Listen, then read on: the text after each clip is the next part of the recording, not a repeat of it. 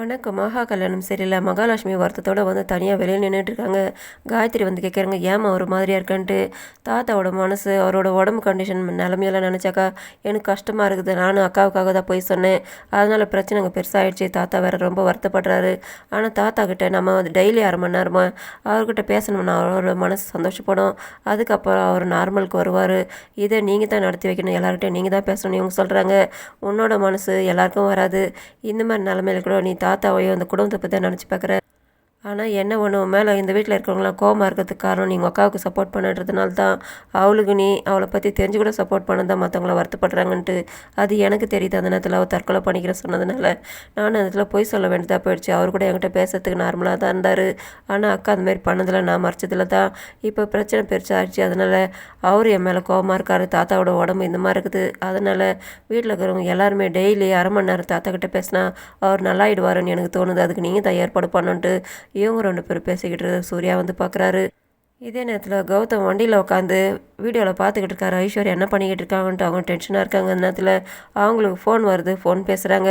ஃபோட்டோவில் அனுப்பி வச்சுருக்கேன் பாருன்னிட்டு இவங்களும் ஃபோட்டோ பார்க்குறாங்க. பார்த்தாக்கா இந்த மாதிரிலாம் நான் அவங்க கூட இருந்ததே கிடையாது. இந்த ஃபோட்டோ எப்படியெல்லாம் அவனுக்கு கிடச்சிதுன்னு தெரில. எப்படியெல்லாம் இவங்க மாற்றி பண்ணி வச்சுருக்காங்க பாருன்ட்டு அவங்க டென்ஷனாக இருக்காங்க. இதை கௌதம் பார்த்துக்கிட்டு இருக்காரு. இதே நேரத்தில் அவங்களுக்கு வாய்ஸ் மெசேஜ் வருது. அதில் அவர் சொல்லியிருக்காரு, மதன் நான் உன்னை பார்க்கணும், நீ வரணும், இல்லாட்டி நானே வீடு தேடி வருவேன்ட்டு அவர் அனுப்பி வச்சுருக்காரு. இவங்க ஷாக் ஆகுறாங்க. நான் தப்பு பண்ணதுக்கெல்லாம் பயப்படல, பண்ணாத தப்புக்கு பயமாக இருக்குது. அவன் வந்து என்ன பண்ணுவானு எது பண்ணுவானு தெரியல. நான் இதை போய் வெளியில் சொன்னால் கூட யாராவது நம்புவாங்களா? எவ்வளோ தப்பு பண்ண அதுக்கே நான் பயப்படாதுவோ. இப்போ பண்ணாத தப்புக்கு நான் எதுக்காக பயப்படணும்? நான் போக மாட்டேன்ட்டு இவங்க இங்கே டென்ஷனாக இருக்காங்க. இதை அவர் பார்க்குறாரு. உனக்கு இன்னும் இருக்குது, இவ்வளோ இல்லை, இதுக்கு மேலே உனக்கு இருக்குதுன்ட்டு இவர் வந்துட்டு மதனை பார்க்குறாரு.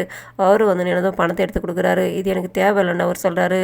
இன்னும் உனக்கு வேலை இருக்குது, நீ வச்சுக்கோ, இதுக்கப்புறம் உனக்கு ஜாஸ்தி கொடுக்குறேன், நீ ஜிம் ஆரம்பிக்கணும்னு சொன்னி அதுக்கு இதை வச்சுக்கோன்னு சொல்லும்போது இவர் வருத்தப்படுறாரு. அவள் என்னை போட்டு கொடுத்துட்டாள்னாக்கா போலீஸ் ஸ்டேஷன் கம்ப்ளைண்ட் பண்ணிட்டா என்னை உள்ள தூக்கி போட்டுடுவாங்கன்னு சொல்லும்போது எதுவும் நடக்காது, அதை நான் பார்த்துக்கிறது, நீ வச்சுக்கோ, இப்போ நீ வேலை ஆரம்பின்னு சொல்கிறாரு. அவர் திரும்ப வாய்ஸ் மெசேஜ் அனுப்புகிறாரு. கௌதம் எதிர்கொண்ட நீ நான் சொல்கிற இடத்துக்கு வரணும், இல்லாட்டி நானே உன்னை பார்க்குறதுக்காக வீட்டுக்கு வந்துடுவோன்ட்டு திரும்ப அனுப்பி வைக்கிறாரு. அதை பார்த்து இவர் சந்தோஷப்படுறாரு. பிரபாவுக்கு விஜய் ஃபோன் பண்ணுறாரு. அவங்க எடுக்க மாட்டேறாங்க. அதனால் அவர் வீடு தேடியே வந்துட்டாரு. என்ன ப்ரோ நான் ஃபோன் பண்ண எடுக்க மாட்டேறேன், எனக்கும் அனாமிகாவை கல்யாணம் நடக்க போகுது, அதனால் சொல்லான்ட்டு ஃபோனு மெசேஜ் பண்ணுறேன். ஏன் ப்ரோ இப்படி பண்ணிக்கிட்டு இருக்க? உன்னால் நான் மாறிட்டேன், என்ன மாற்றிட்டேன், நீ ஏன் இப்படி இருக்க? உன்னை நான் இந்த மாதிரிலாம் பார்த்ததே கிடையாது, ஏன் என் மேலே கோவமான்ட்டு அவர் நல்லா விசாரிக்கிறாரு. இவங்க அமைதியாக இருக்காங்க. எதிர்க்க அவங்க அம்மா அப்பாவும் இருக்காங்க.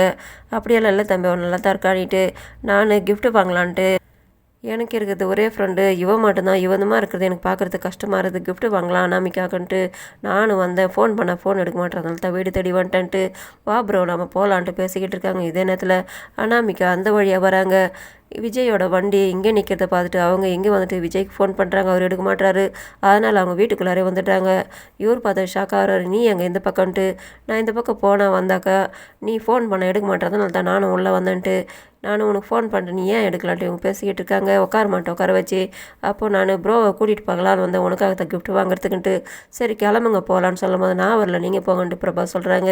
அவங்க கிளம்பிட்டு வெளியில் வந்துட்டு நான் தண்ணி குடிச்சிட்டு வரேன் இருந்துட்டு அனாமிக்கா மட்டும் உள்ளே வராங்க. உள்ளே வந்துட்டு சொல்கிறாங்க, எனக்கு கொஞ்சம் தண்ணி கொடுங்கன்ட்டு பிரபா கிட்ட சொல்கிறாங்க. அவங்க அம்மா போய்ட்டு தண்ணி எடுத்துகிட்டு வந்துட்டு அவங்க உள்ளே போய்ட்றாங்க. அப்போ இவங்க சொல்கிறாங்க, விஜயும் பிரபாவும் ஃப்ரெண்டாக தான் பழகிக்கிட்டுறாங்கன்னு எனக்கு தெரியும், ஆனால் இதை மற்றவங்க பார்த்து தப்பாக நினச்சிக்கூடாதுல்ல, அதனால் பார்த்து இருந்துக்க சொல்லுங்கன்ட்டு அவங்க சொல்கிறாங்க. இதை பிரபாவும் ஒட்டு கேட்டுடுறாங்க. அதுக்கப்புறம் தண்ணி எடுத்து வந்து கொடுக்குறாங்க. அவங்க குடிக்கிறாங்க. நைட் ஆகுது. எல்லோரும் வந்து உட்காந்துக்கிட்டு இருக்காங்க பேசுகிறதுக்காக. இந்த இடத்துல மகாலட்சுமி வராங்க. இதோட முடியுது. நன்றி, வணக்கம்.